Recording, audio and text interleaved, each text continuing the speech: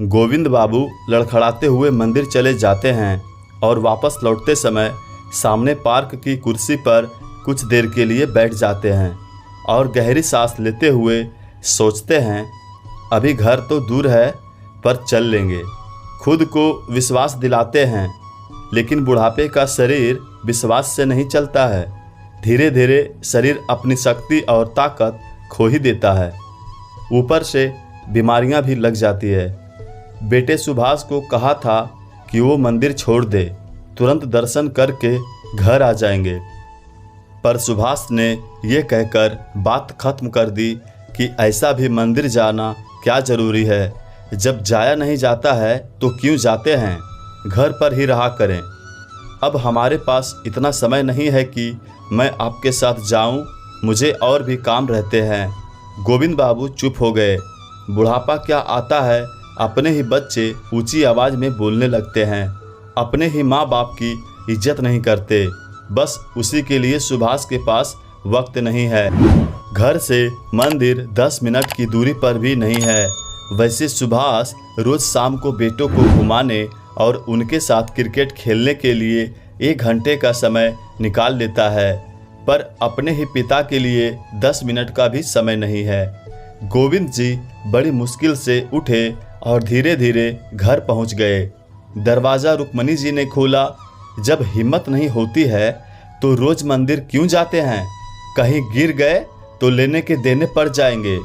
मैं तो नहीं जाती हूँ, अब घुटनों के दर्द से चला भी तो नहीं जाता है।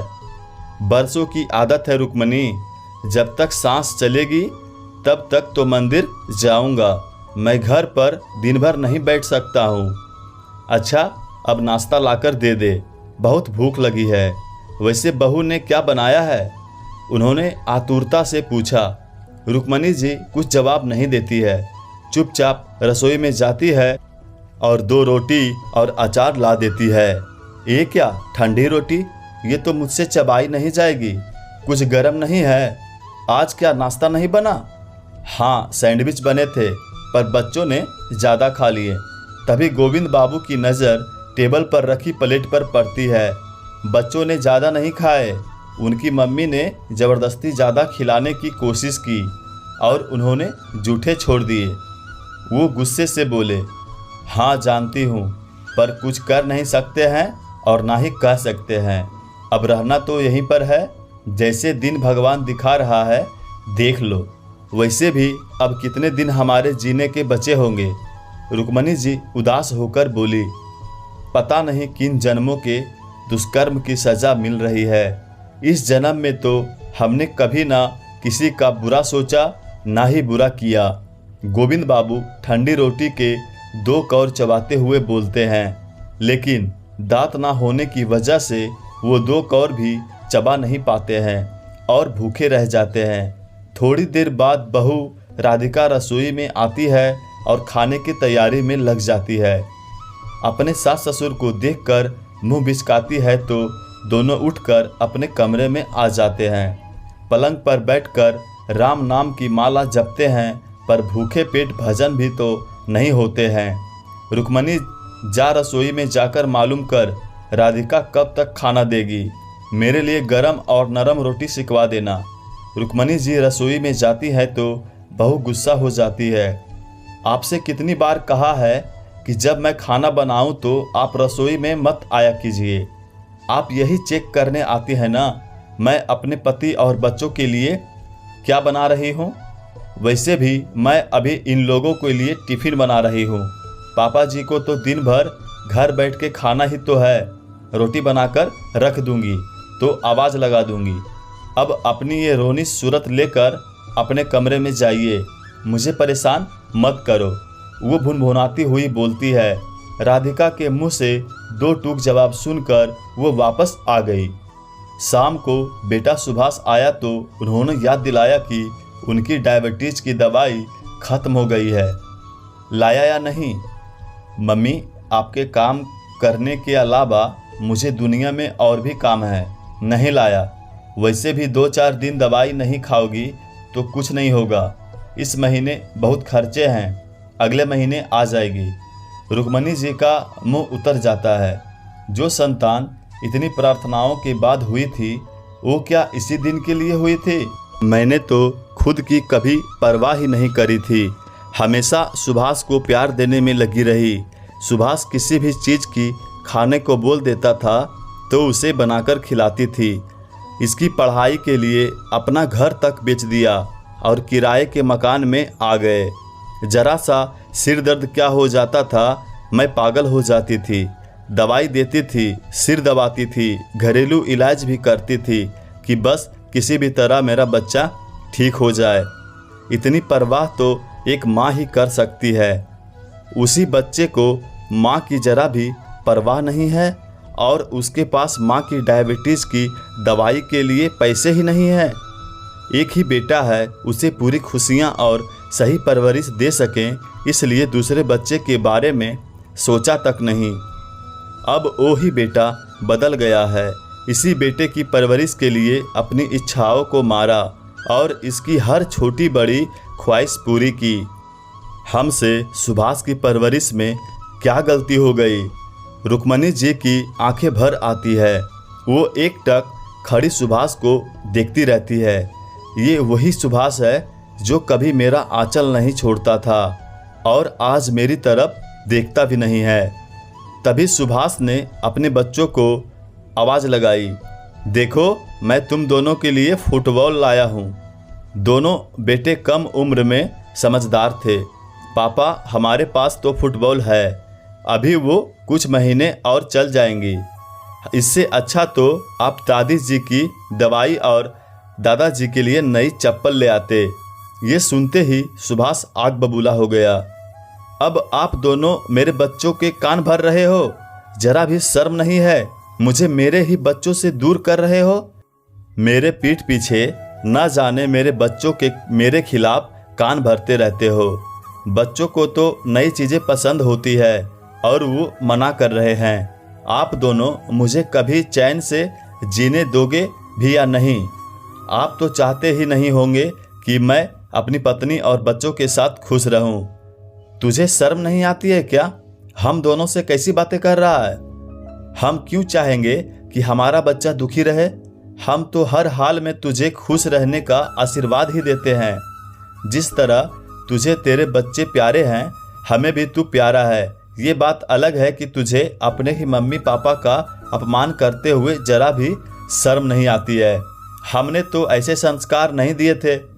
गोविंद बाबू भी चिल्लाकर बोले, राधिका इन दोनों को रात का खाना मत देना और दोनों बच्चों को इनसे दूर ही रखना, बात मत करने देना। सुभाष ने दोनों को कमरे में बंद कर दिया। रात को रुक्मणी जी को डायबिटीज की दवाई नहीं मिली तो उनका शुगर लेवल बढ़ गया और खाना ना मिलने से उन्हें कमजोरी आ गई। वो बिस्तर पर आ गई। गोविंद बाबू चिल्लाते ही रहे, कमरा खोल, मुझे खाना मत दो, अपनी मम्मी को तो खाना दे दो। इसने तुझे जन्म दिया है, 9 महीने पेट में पाला है, खुद भूखी रहकर तुझे खाना खिलाया है, इसे खाना दे दो। ये कहते कहते वो भी थक गए, पर बेटे बहू ने कमरे का दरवाजा नहीं खोला। सुबह कमरे में हलचल नहीं हुई। सुभाष अपने नाश्ता करके ऑफिस चला गया।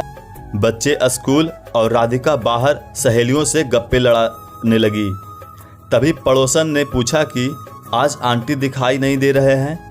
रोज तो इस समय अंकल मंदिर जाते थे और आंटी बाहर नजर आती थी। हाँ, वो सो रहे हैं। अब बुढ़ापे का शरीर है तो रात को नींद नहीं आती है। सुबह आंख लगी है तो क्यों जगाऊं? राधिका मीठी जुबान में बोली। थोड़ी देर बाद वो अंदर आ गई। कमरे में सच में सन्नाटा था। उसने दरवाज़ा खोला तो देखा मम्मी जी पलंग पर हैं और पापा जी जमीन पर लेटे हुए हैं। उसने दोनों को हिलाया तो राधिका के होश उड़ गए। दोनों के प्राण जा चुके थे। उसने घबराहट में सुभाष को फोन लगाया। वो घर आया। ओह, अच्छा हुआ दोनों एक साथ चले गए। एक भी जिंदा रह जाता तो हमारा जीना और भी मुश्किल हो जाता। फटाफट से सब रिश्तेदारों को खबर दी और दोनों के शोक के 15 दिन निकल गए। सुभाष और राधिका की जिंदगी सामान्य चलने लगी। दोनों बेटे बड़े हुए और नौकरी करने लगे। राधिका ने दोनों बेटे रोहित और पंकज की शादी भी कर दी ताकि उसे बुढ़ापे में बहुओं का सुख मिल सके। रोहित की पत्नी जरा मॉडर्न किस्म की थी। उसे अपने सास ससुर के साथ में रहना नहीं था। वो रोज झगड़ा करती और खाना भी नहीं बनाती थी। घर का वातावरण कलेश से भरा रहता था। बेटा रोहित, तू अपनी पत्नी को समझा दे, मम्मी से कैसे बेशर्मी से बात करती है, अलग होने की जिद करती है। परिवार के साथ में ही असली सुख होता है। तू अपनी पत्नी पर जरा नकेल कसकर रखा कर, सुभाष ने समझाया। पापा, संस्कारों की तो आप बात ही मत कीजिए। और ये मेरी पत्नी है, ये इसकी इच्छा है कि ये यहाँ रहना भी चाहती है कि नहीं। मैंने एक फ्लैट देख लिया है, अब हम दोनों वहीं पर रहेंगे और नई जिंदगी जिएंगे। लेकिन बेटा, हम दोनों की भी तो उम्र हो चली है, हम दोनों यहाँ कैसे रहेंगे? रोहित ने एक ना सुनी और अलग रहने चला गया। छोटे बेटे पंकज की पत्नी प्राची ने भी जिद की, जब भैया भाभी अलग रह सकते हैं तो मैं क्यों इन बूढ़े बुढ़िया की सेवा करूं? मुझे भी इनसे अलग रहना है।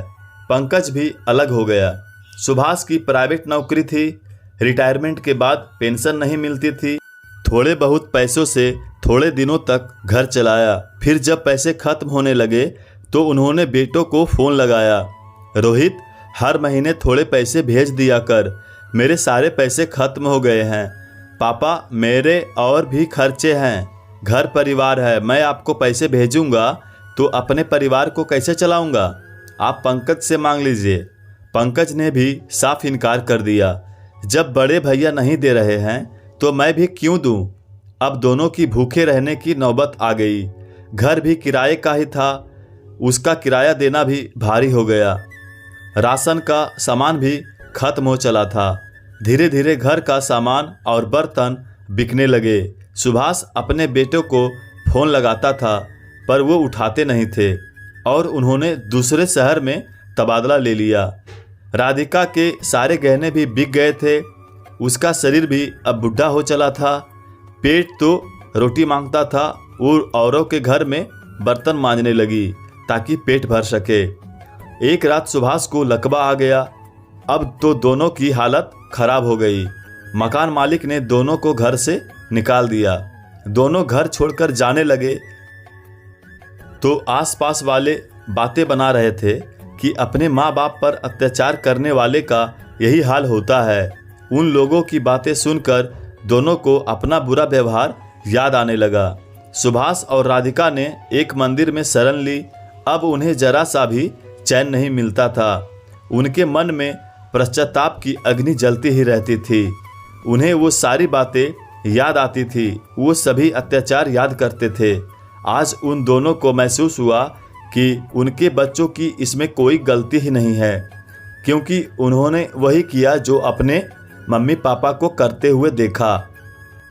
काश उन्होंने अपने मम्मी पापा की सेवा की होती, उन पर मानसिक अत्याचार नहीं किया होता, उनका दिल नहीं दुखाया होता। अब सुभाष को भी बड़ा पछतावा हो रहा था।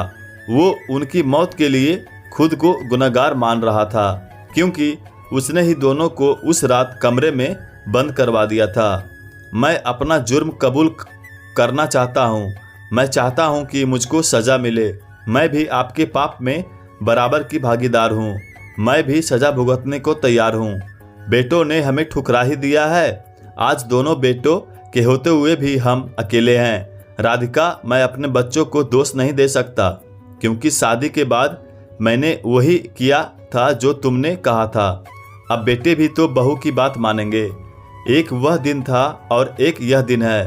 तब आपके मम्मी पापा मजबूर थे और आज हम उनकी जगह हैं। हम भी मजबूर हैं। अब सहने की हमारी बारी है। दोनों मंदिर के अंदर गए और ईश्वर से प्रार्थना की कि हमें सज़ा मिले।